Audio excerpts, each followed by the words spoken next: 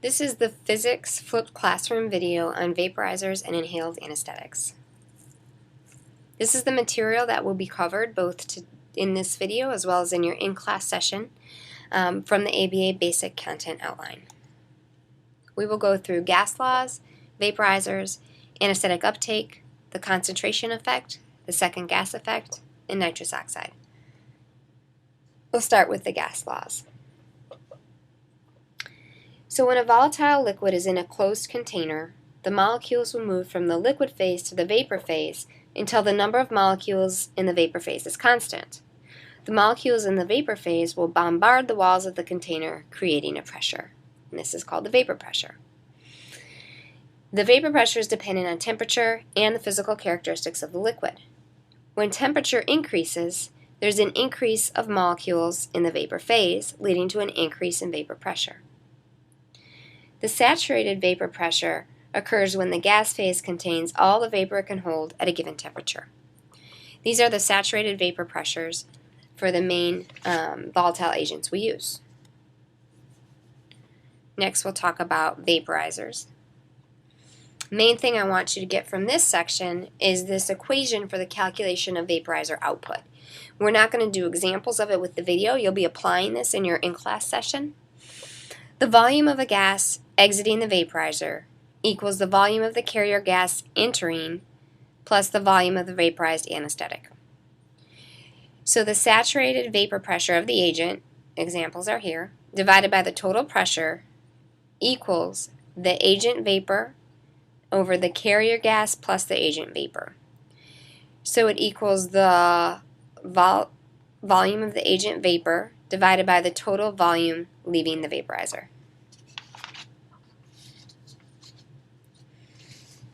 The vaporizers that we use are variable bypass, flow over, agent-specific, temperature compensated.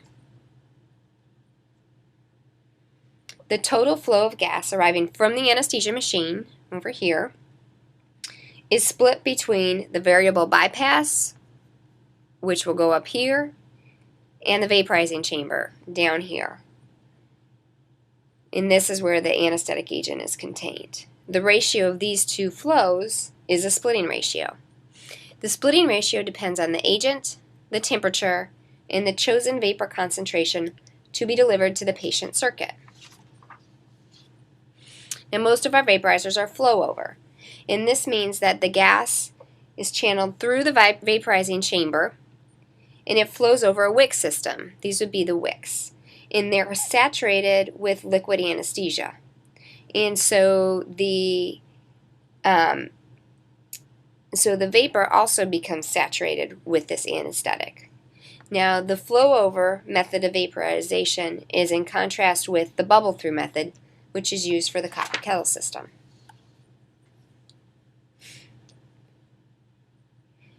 When vapor is generated, it takes heat from the liquid and its surroundings, and so that heat energy is lost. When that heat energy is lost, the temperature of the vaporizer and liquid decreases, which decreases the vapor pressure of the anesthetic, which decreases the vaporizer output unless a compensatory mechanism occurs. And that's what this temperature method does. So there are multiple mechanisms in vaporizers to correct for temperature. This one is the bimetallic strips. There's a different coefficient of expansion for each strip, in this example, the green and the red. As temperature rises, one surface expands more than the other, so the green one. So this strip is attached to a flap that diverts gas through either the bypass or the vaporizing chamber in order to maintain a constant concentration output. There are multiple factors that influence vaporizer output, and these include altitude, flow rate, intermittent back pressure, and carrier gas composition. So low flow rates, which we're going to define as less than 250 mLs per minute, decrease the amount of output compared to what you have dialed in. The volatile anesthetics have a relatively high density. At low flow rates, there's insufficient turbulence generated in the vaporizing chamber to upwardly advance the vapor molecules.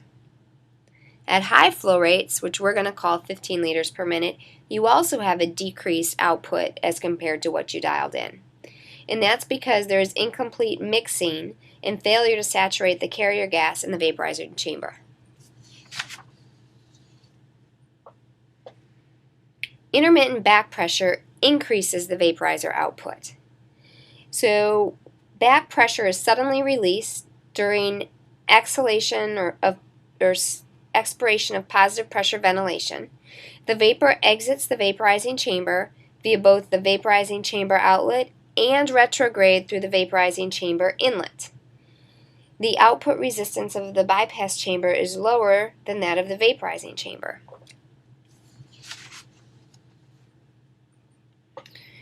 Carrier gas composition, mainly switching from oxygen to nitrous oxide, also affects output. Nitrous oxide is more soluble in volatile anesthetics, which decreases the vaporizer output. When the volatile anesthetic is saturated, you have an increase in output until a new steady state is reached. And it is unclear why you move to this new steady state. There are multiple potential hazards with vaporizers. One is misfilling. With this, you can give either too much or too little anesthetic. And the safety check to prevent this is by having a key device to fill the vaporizers that's specific to the agent and the vaporizer. Tipping can cause agent to enter the bypass chamber, which leading to an output with an extremely high agent concentration. You can avoid this by either attaching the vaporizer to the machine during transport or by putting the vaporizer into the transport dial setting when you move it. Overfilling causes liquid anesthetic to enter the bypass chamber and increase agent output. Underfilling decreases agent output. Simultaneous inhaled anesthetic administration is pretty much avoided now because we have the safety feature of the interlock system, which prevents you from turning on multiple vaporizers at the same time. Leaks will decrease agent output. To check this, you should do the negative pressure leak test every morning when you start your cases, before you start your cases. The Tech 6 is the vaporizer for desflurane, and this one is special. It's electrically heated, thermostatically controlled, at a constant temperature, pressurized, and it's a dual gas blender. Next, we're going to talk about anesthetic uptake. You have an increased FA to FI, or alveolar gas concentration to inspired gas concentration, leads to a faster induction. So this ratio increases with increased fresh gas flows, increased volatile anesthetic concentration, decreased blood gas solubility, increased minute ventilation, decreased cardiac output, which is more pronounced with the more soluble agents, and increased pulmonary arterial and venous blood partial pressures. High alveolar ventilation relative to uptake from the lungs to the bloodstream generates the initial high slope of these curves. At the beginning of induction, the venous partial pressure is 0 but rises rapidly, and the FA to FI ratio increases rapidly. Later during induction and maintenance, the venous blood partial pressure rises more slowly, so the FA to FI rises more slowly. The knee in the curve of these lines reflects the speed at which FA equilibrates with FI. The greater the uptake into the blood, or more soluble, the slower the rate of rise. So transfer of volatile anesthetic from the anesthetic machine to the alveoli is dependent on the inspired partial pressure, alveolar ventilation, and characteristics of the circuit, as far as how much the agent sticks to the circuit. Transfer of volatile anesthetic from the alveoli to the arterial blood is dependent on blood gas partition coefficient, cardiac output, alveolar to venous partial pressure difference, and transfer of volatile anesthetic from the arterial blood to the brain is dependent on brain blood partition coefficient, cerebral blood flow, and arterial to venous partial pressure differences. Moving on to the concentration effect. Consider the administration of 10% anesthetic, so 10 parts anesthetic, here in the blue, and 90 parts of other gas, to a patient in whom 50% of the anesthetic in the alveoli is absorbed by the blood. So 50% of the anesthetic is absorbed in the blood, which is 5 parts in the blood, 5 parts in the alveoli.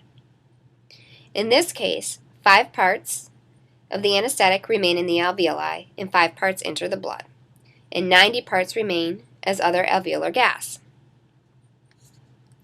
The alveolar concentration is now 5.3%. Now consider the administration of 50% anesthetic with the same 50% uptake. But now you have 25 parts of anesthetic remaining in the alveoli and 25 parts that pass into the blood, and 50 parts remain as other alveolar gas. So here the alveolar concentration is 33%, giving 5 times as much anesthetic has led to a 6.2 times greater increase in alveolar concentration. The higher the Fi, the greater this effect. Now with augmented gas inflow, you still have the 50% anesthetic and 50% uptake, and the 25 parts of the anesthetic was removed from the alveoli here, and they're replaced with 25 parts of the 50% anesthetic, giving a new alveolar concentration of 37.5% as compared to 33% without augmented inflow.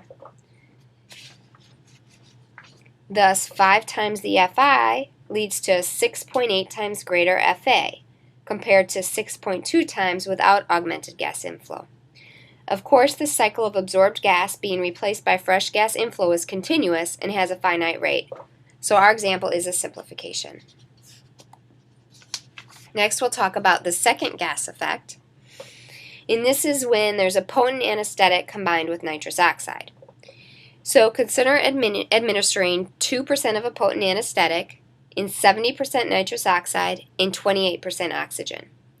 In this case, nitrous oxide, with its extremely high partial pressure, despite low solubility, partitions into the blood more rapidly than the potent anesthetic, decreasing the alveolar nitrous oxide concentration by some amount. Let's say for this example 50%. Ignoring uptake of the potent anesthetic, the uptake of nitrous oxide is 35 parts, leaving 35 parts nitrous oxide, 28 parts of oxygen, and 2 parts of the potent agent in the alveoli. So the anesthetic gas is now present in the alveoli at a concentration of 3.1%, up from 2%. So the potent agent has been concentrated and Fa has increased. Lastly, we'll talk about nitrous oxide. So the blood gas partition coefficient of nitrous oxide is 34 times that of nitrogen. So when nitrous oxide leaves blood and enters the air-filled space, 34 times faster than nitrogen leaves the cavity to enter the blood.